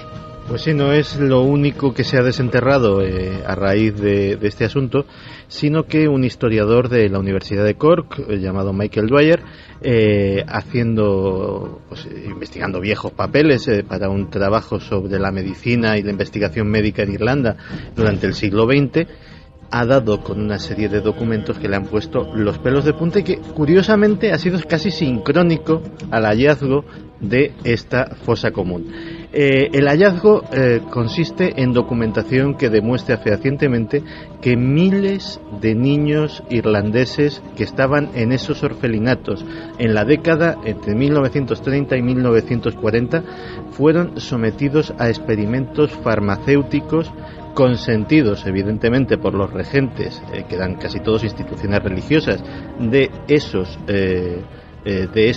orfanatos, y pues allí se hacían pruebas clínicas prácticamente de todo, desde vacunas de enfermedades exóticas que evidentemente no iban a llegar nunca a Irlanda, hasta nuevos medicamentos de todo tipo, desde un laboratorio de cobayas humanas. Exactamente, los niños eran tenidos como conejillos de indias, es decir, en vez de hacer unas pruebas clínicas sobre enfermos que puedan necesitar el tema, pero que requiere una serie de permisos, de consentimientos, un protocolo muy rígido y muy lento, pues en aquella época que tampoco evidentemente las leyes sobre la experimentación farmacéutica estaban todavía demasiado desarrolladas, pues alguien bajo mano llegaba a un acuerdo con las monjas: oye, los niños estos que tenéis aquí, pues les das esta pastillita, les pones esta inyección, y si alguno se pone malo me lo cuentas, y si alguno se muere, pues ya llegamos a otro tipo de acuerdo económico. La cosa es tan grave que el primer ministro irlandés, Enda Kenny, que se encontraba de viaje oficial en Estados Unidos, interrumpió por unos momentos ese viaje oficial para dar una rueda de prensa exclusivamente sobre ese tema y decir que va a poner todas las fuerzas del gobierno de Irlanda para esclarecer el caso de la investigación médica, para buscar más fosas comunes de este estilo que sospechan que hay diseminadas por todo el país. Fosas comunes de niños. Y creen que sí, que hay muchas más, que puede haber hasta 8.000 niños enterrados en diversas fosas comunes. Y sobre todo esclarecer por qué murieron todos esos niños y por qué sus muertes no fueron comunicadas a las autoridades ni registradas en ningún registro. Nos encontramos ante otra dimensión, otra cara del mismo fenómeno. Hemos escuchado 1000 historias de niños y de restos de niños en el subsuelo, nos cuentan y se van transmitiendo, y luego a veces, por desgracia, tiramos de la manta y hay realidad. En España, aunque sea brevemente clara, se ha hablado en ocasiones de pasadizos secretos donde se habían encontrado cosas que no debían estar ahí. Sí, hay muchas leyendas, infinidad de lugares en donde se cree que, bueno, por lo menos la leyenda, el mito, habla siempre de que ha habido un pasadizo que comunicaba, bien sea lugares de poder, de estamentos de poder, me refiero no a lugares de poder como lugares telúricos, sino pues palacios, castillos, monasterios que se comunicaban entre sí por diferentes fines. Muchas veces monasterio y convento, iglesia y convento. Palacio y convento. Entonces, estas leyendas, pues muchas veces no se han podido demostrar. O sea, es una cosa que ha pasado un poco en la tradición popular y ya está. Pero en algunos casos, fíjate, estamos en una ciudad que yo creo que es una de las ciudades más huecas del mundo. O sea, Madrid, no solo ya por la monumental obra de la M30 que se hizo, ¿no?, para soterrar la M30, y se cavó y se encontró pues infinidad de objetos y de huesos, de vestigios del pasado, tanto de animales prehistóricos. En las obras de la M30 se encontró de todo, eso yo no lo conozco. Sí, infinidad de las cavernas, entre ellos. Sí. Infinidad de objetos, incluso puentes y cosas que se llegaron a exponer en una especie de exposición que se hizo sobre ese tema concreto. Es decir, se removió tantos millones de toneladas de tierra que era imposible encontrar algo, ¿no? Y dentro de esas cosas que al final se han demostrado que sí que era verdad, tenemos un ejemplo que es monumental, y es el Palacio Real, el antiguo Palacio Real. Incluso cuando... Tan noticia últimamente, por cierto, ¿no? Sí, porque precisamente se ha visto, ¿no?, cuando se hizo una remodelación de la Plaza de Oriente, que pues José Bonaparte tiró toda esa zona porque quería construir un proyecto masónico, de paso se ha dicho, ¿no? Pues al hacer esa remodelación se encuentran con que esos pasadizos de los que se hablaba, se rumoreaba en los mentideros de la villa, existían, y no uno, sino varios que se dirigían a diferentes lugares y con diferentes fines. Uno de ellos, por ejemplo, llegaba hasta el monasterio de la Encarnación, que nuestros oyentes les sonará, decir, bueno, que me suena esto, suenará precisamente porque allí se custodia la famosa ampolla de la sangre de San Pantaleón, que ocurre esa especie de liquefacción todos los años, ¿no? Pues parece ser que uno de esos pasadizos conducía hasta ese monasterio. Desde el monasterio al Palacio Real, que no es poca cosa. Que no es poca cosa, precisamente para que los monarcas pudieran acudir a sus oficios religiosos sin necesidad de transitar por la calle, ¿no? O sea, que nadie tiene por qué saber cuándo ellos iban a rezar. No nos va a dejar salir. Lo que estamos escuchando, y no es habitual. Primero, no es habitual una historia que tiene que ver con Ouija, con fenómenos extraños en el teatro español. Y segundo, no es habitual porque hay obras maravillosas, La Mujer de Negro, por ejemplo, que en su día vimos con Jorge de Juan y Emilio Gutiérrez Cava, que vinieron a contarnos historias que pasaban en teatros españoles. Porque hay un puñado de teatros donde pasan cosas realmente dignas de la parte más sobrenatural de Milenio 3. Pero coincide en cartelera una obra que tiene un plus, que a mí me ha sorprendido mucho, y gracias a Fermín Agustí hemos sabido de esta historia. Y es que es un caso real y bastante dramático, el que con el pasar del tiempo y una investigación auténtica se convierte en obra de teatro. Sí, y yo creo, Iker, que es la primera vez que contamos un testimonio que ha originado una obra de teatro, que se está representando ahora mismo, hay que decirlo, para los oyentes que después de escuchar este caso tengan interés en ver lo que se está haciendo. La obra se llama Verónica, se representa en el Teatro Maravillas los viernes, sábados y domingos, y la persona que nos cuenta esta historia no es cualquier persona, es una importante actriz española, se llama Ana Villa, que tiene gran experiencia en el teatro, ha participado, por ejemplo, en el rodaje de películas como Juana la Loca, en series como El Comisario, Hospital Central. Es una persona acostumbrada al mundo del cine, de las series, y que la gente probablemente la recordará, ¿no?, de esos papeles televisivos. Y es la protagonista de esta historia. Efectivamente, y su historia es la que generó, la que motivó que se llevara a cabo un guión inspirada en esa historia que ella vivió en los años 80, una historia que la marcó hasta tal punto que, bueno, ha conseguido que ese impacto se haya reproducido en unas páginas de guión que ahora mismo se están reproduciendo en Madrid, se están representando. Pues me parece una cosa muy curiosa y es más, lanzo ahí la onda, ¿no?, o la piedra. Es que da para mucho, y muchas veces lo decimos, ¿verdad? Cuántas historias podrían ser interpretadas y seguro que encandilaban al público. Pero claro, ahora todo el mundo está esperando que conozcamos la historia real, lo que le ocurrió a esta chica.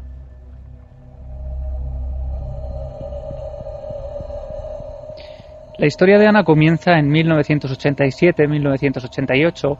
Ella tenía 15 años. Nos cuenta que había comprado junto a un grupo de amigas una tabla Ouija que se regalaba en esas fechas junto a una famosa revista de la época, y que, bueno, pues como grupo de niñas que eran, querían probarla. Estaban aguardando impacientes el momento de estrenar ese tablero, y de pronto vieron la oportunidad perfecta cuando una de sus amigas celebraba su cumpleaños. Aprovecharon esa noche para salir y poner en práctica el tablero. Y a partir de ahí, Iker, lo que se desencadena es una historia tremenda, una historia impactante que vamos a ir escuchando con la voz de la propia Ana Villa. Entramos primero a una casa abandonada, que llamaron a la policía y nos tuvimos que ir, y después nos fuimos a una discoteca a bailar y a olvidarnos de todo. Entonces, cuando estábamos en la discoteca, a alguien se le ocurrió que por qué no volvíamos a hacerla en un baño. Cuando entramos al baño se fundió la luz. Empezamos como de risas, pues venga, nada, se fundió la luz, no sé qué.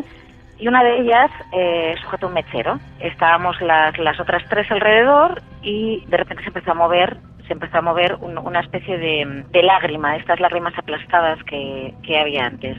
Y entonces pusimos los dedos y preguntamos que si había alguien, y salió algo así como XYZ, una cosa así sin ningún sentido, ¿no? Pero de repente yo le hice una pregunta, le pregunté que si me querían mis padres y salió que no. Y entonces quité la mano de golpe y me salí fuera. Pero ya estamos en esos mundos, lo hablábamos antes, ¿no?, raros. Primero, ¿qué pregunta es esa? Segundo, hay que decirlo porque es parte de la historia. Fue en la primitiva más allá un tablero que se regalaba cuando era el director Fernando Jiménez del Oso, que causó mucha polémica. Sí, y Fernando argumentaba de por qué regalaba la Ouija, aunque es verdad que es un... Yo haciendo memoria no estoy segura, yo no recuerdo haber visto en los archivos de Más Allá ningún tablero de estos. Yo creo que fue el Espacio y Tiempo, el antiguo Espacio y Tiempo que dirigió Fernando después de dejar Más Allá. Puede ser. Seguro que Diego Marañón y Guillermo nos sacan de dudas. Tienes toda la razón, porque Más Allá lo que sacó fue una cinta de psicofonías. Sí, en el número 1. Exactamente. Entonces nos llevaría la historia. Ojo, igual fue otra publicación. Y no fue una publicación especializada, aunque me extrañaría. No, bueno, yo creo casi seguro que fue Espacio. Indagaremos. Perfecto. Y en cuanto tengamos el dato, lo decimos. Claro, son revistas como Espacio y Tiempo que desaparecieron hace mucho tiempo. Pero nunca mejor dicho. Pero estaba Fernando Jiménez del Oso ahí. Y eso causó muchísima polémica, hay que decirlo, ¿no? A favor, en contra. Sabemos que es una cosa que se puede estudiar. Otros decían que es un peligro absoluto. Estas niñas, claro, son muy niñas y se llevan la Ouija. Y ya preguntar si te quieren tus padres... Es que se entra en la campana esa que dice Santiago Camacho siempre de realidad. Es algo ya que todo se va transformando y tomando un cariz que sabes que no va por ningún buen camino. Pero yo creo que estas chicas no esperaban lo que iba a ocurrir, ¿no? Claro, y tengamos en cuenta que son niñas de 15 años, que ese tipo de inquietudes son las que en realidad, pues pueden tener esas mentes, ¿no?, infantiles, si sus padres les quieren, si tal novio las va a dejar, cosas muy típicas de niñas de esa edad que son las que van preguntando en la tabla Ouija. Pero Ana decide abandonar el cuarto de baño, que también hay que imaginarlo, el cuarto de baño de una discoteca. Ella se marcha afuera, está en la puerta, esperando, impaciente a que salgan sus amigas, porque ella ha decidido retirarse, y lo que se da cuenta es que sus amigas tardan mucho en salir. Pasan 10 minutos, las chicas no abandonan el cuarto de baño, ella piensa que está ocurriendo algo ahí dentro, algo tremendo, ¿no? Y sorprendentemente, cuando las chicas empiezan a abandonar el cuarto de baño, Ana se da cuenta de que todas tienen la cara completamente desencajada. Primero salió una con ataque de ansiedad, otra salió llorando, y la que quedó dentro, que era la que tenía el fuego, se quedó como en un estado de shock, de trance, y empezó a no dejar de mirar el fuego, a enrojecerse, a no poder hablar. Al principio pensamos que era una broma y le dijimos que no hiciera el tonto, que nos estaba asustando, que por favor, pero de repente nos empezamos a dar cuenta que era algo como físico, que estaba sudando muchísimo, las pupilas las tenía abiertas. Nos había un cambio muy repentino, ¿no? La cosa fue a más, ella no dejaba de mirar el fuego, y nos asustamos y no sabíamos qué hacer, y llamamos a la gente de la discoteca, a los encargados de la discoteca, le decimos, mira, estábamos haciendo esto y nos hemos asustado, y entonces la sacaron fuera a la calle. Cuando la sacaron a la calle se dieron cuenta de que realmente les estaba pasando algo grave, interno, y se asustaron muchísimo y decidieron que iban a cerrar la discoteca. Hay que tener en cuenta que estamos a finales de los años 80, y lo que deciden los directores de esta discoteca es llamar a un parapsicólogo que ellos conocen y que estaba precisamente viviendo por esa zona. El parapsicólogo va a la discoteca, pasea por allí, hace alguna inspección, y a la par deciden también llamar a personal médico para que vea lo que le está ocurriendo a esta joven. Y la cosa no queda ahí. Hay un momento en el que esta mujer empieza a hablar con una voz de hombre. Mientras estaba pasando esto, ella volvió a entrar al baño y empezó a hablar con otra voz. Y empezó a decir que se estaba quemando con una voz entrecortada, rarísima, como de hombre, a decir, se burlan, pero lo que yo podía entender, también, y se ríen de mí, y a sudar, y agobiadísimos, echaron a toda la gente de la discoteca, nos quedamos solos. Todo fue horrible porque ella no reaccionaba. Un amigo nuestro tenía una madre que era psicóloga, y llamaron a la psicóloga, llamaron a médicos, bueno, es que fue sonado. Y entonces yo me tenía que ir porque yo era menor de edad y yo me marché antes. Lo que le cuentan a Ana, sus amigos, es que durante esa noche el parapsicólogo que había acudido a la discoteca hace una sesión de hipnosis a esta chica que estaba desencajada, que cada vez que miraba el fuego se quedaba como hipnotizada, como si estuviera impresionada, como si fuera casi la primera vez que lo veía, y deciden que como no son capaces de sacarla de ese estado casi de trance, pues tienen que hacerle una sesión de hipnosis para hacerle olvidar lo que ha ocurrido durante esa noche. Y aparentemente funciona, porque cuando Ana acude a casa de su amiga a la mañana siguiente, esta no recuerda absolutamente nada de lo que ha ocurrido la noche anterior. Entonces al día siguiente fui a verla a su casa y ella fumaba y vi otra vez que estaba rarísima cada vez que se encendía el fuego. Yo perdí el contacto con ellas porque me fui a vivir a Galicia, con mi padre lo ascendieron en su trabajo, y me fui a vivir a Galicia y perdí el contacto con ellas. Y lo último que supe, yo no sabía si le había dado una crisis, no tenía ni idea de lo que le pasaba, es que a ella la llevaron a médicos, la llevaron al psiquiatra, fue de todo. Años después yo estaba en el instituto, volví a Oviedo, y en el instituto yo era una cosa que no había contado, ni lo que me había pasado ni nada, lo único que me dijeron que si quería hacer la ouija, yo dije que no quería hacerlo, que había tenido una mala experiencia y que no lo quería hacer. Pero había 15 personas en una mesa, y entonces empezaron a preguntar que a quién conocían de la mesa. Y el espíritu dijo que conocía a 3 personas de la mesa. Y una de las cosas que pasó, yo no había puesto el dedo, es que el vaso salió disparado hacia mí. Inmediatamente Ana recordó lo que había ocurrido en esa discoteca de Oviedo hace unos años. La discoteca se llamaba Vanitas Vanitatis. Lanzamos también este dato porque parece que es una historia muy conocida, que quizá a raíz de esta emisión podamos obtener algún dato más de lo que ocurrió aquella noche, pero como vemos, años más tarde, en otra sesión de Ouija en la que ella no participaba, ese espíritu aparentemente dice reconocerla. Y no solo eso, sino que en esa nueva sesión de Ouija lanza unos datos muy concretos, unos datos que obviamente hicieron a Ana recordar lo que había ocurrido en esa otra sesión de Ouija. De aquel día se dijeron 3 cosas. A la otra persona que conocía le dijeron que tuviera cuidado porque se iba a matar en un accidente de coche. No se mató en un accidente de coche, pero tuvo un accidente gordísimo, unos años después. A mí me dijo que me conocía, que me habían acusado de monja satánica en 1534, me dio años. Me dijo que cómo me llamaban y me dijo que me habían quemado en la hoguera, acusada injustamente. Y que me llamaba Rodin Manchester. Rodin Manchester es el nombre que le da esa tabla Ouija a esta mujer.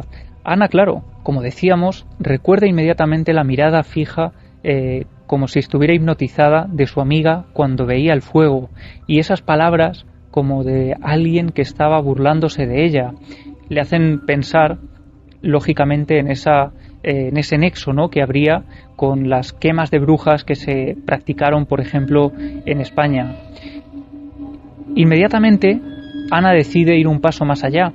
Cree que es el momento concreto para intentar buscar respuestas a todo eso que le estaba ocurriendo y que no parecía casualidad.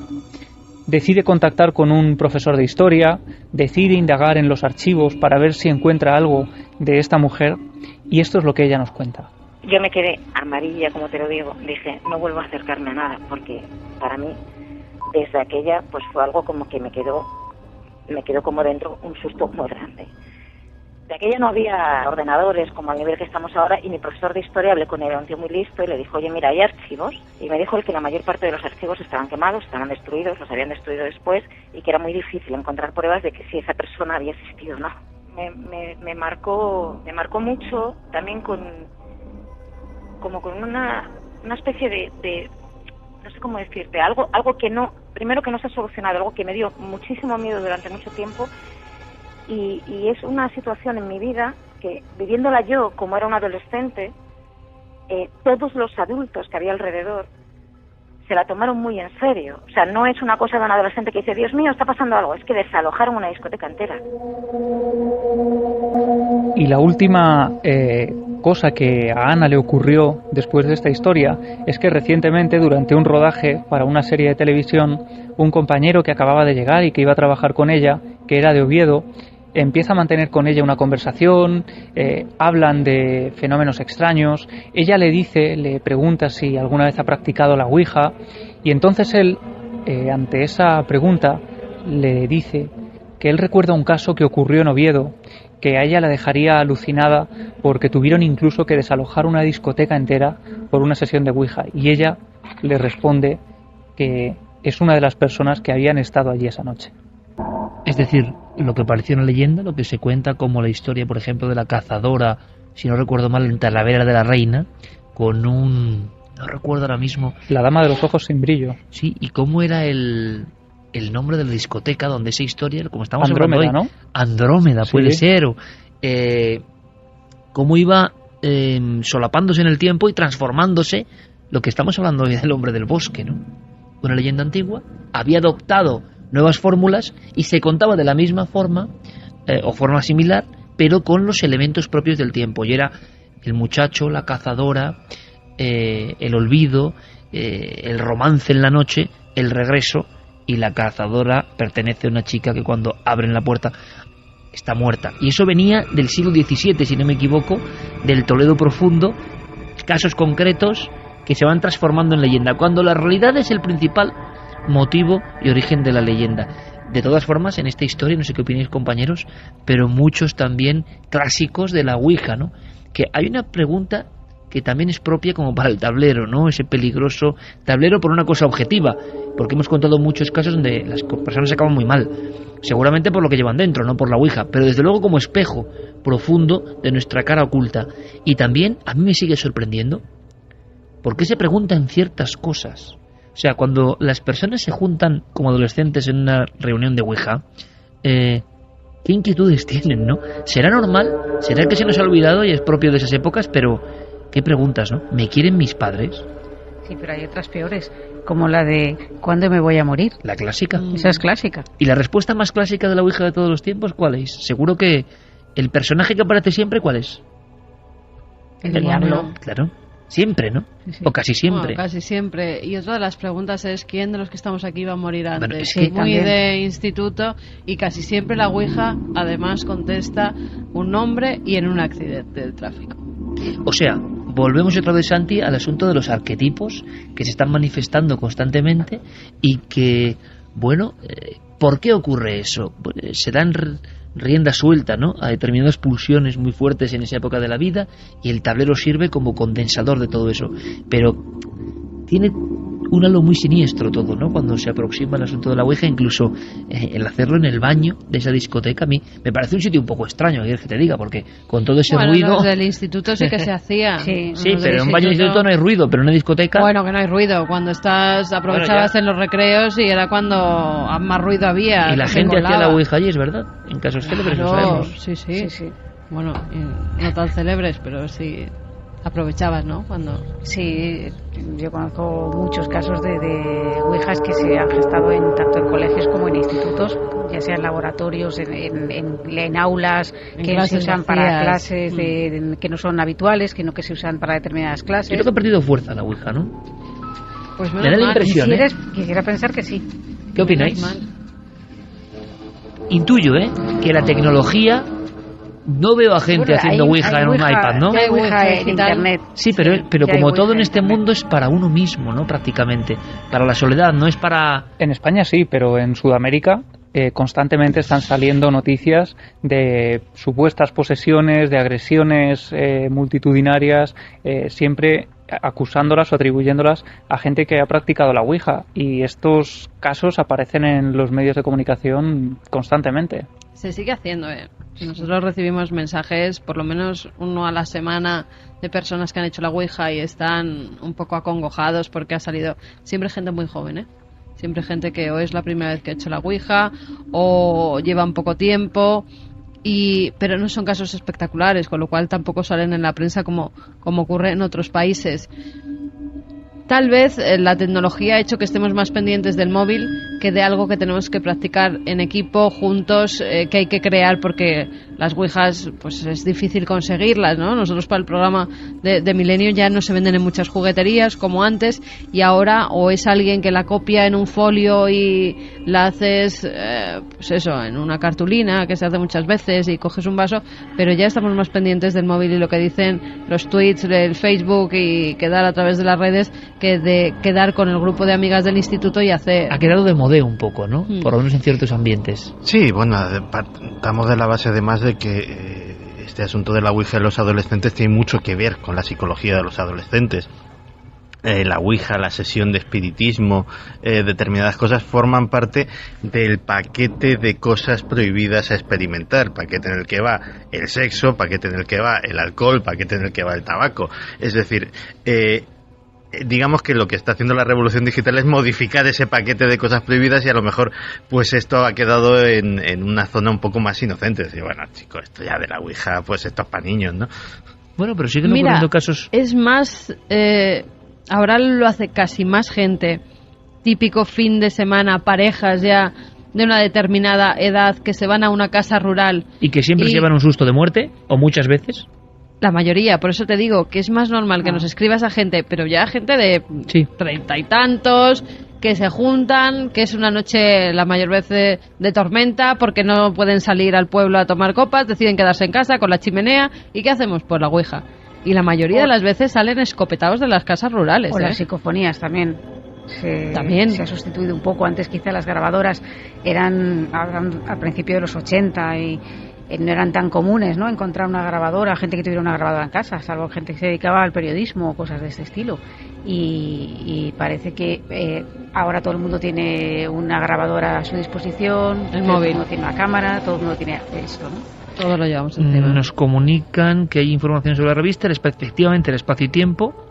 La ouija se regaló un monográfico de Espacio y Tiempo llamado Después de la Muerte. Traía una ouija y, ojo, un vídeo VHS. ¿De cómo utilizarla? Pues no lo sé, me imagino, yo ni recuerdo, ya mis recuerdos no dan para tanto. He tenido como un flash cuando según lo has dicho, porque digo, en el archivo de Más Allá no recuerdas. No está, y yo sé que están los regalos allí que se han dado hasta la Biblia multimedia y todo, ¿no? Pero en la ouija no. Y digo, esto sí, si era de Fernando tenía que ser. Mira, hay gente que sigue teniendo esa ouija. ¿Qué nos dicen? ¿Sí? Yo tengo esa ouija y quiero recordar que sí, que vino de regalo con la revista Espacio y Tiempo. Nos dice muchas más cosas, Magnolia desde Córdoba dice, como Ana, como tantas personas con esa edad hacíamos ouija, y el juego de Verónica, que era el del libro y las tijeras, pero no está nunca de más recordar que no se practique. También yo tuve una mala experiencia hace unos años y nunca más volví a hacer la ouija. Creo que aún no somos conscientes del daño psicológico que una experiencia de ouija puede causarnos, porque pienso que nuestra mente no está realmente preparada para enfrentar esas situaciones tan desconocidas. Un abrazo para todos.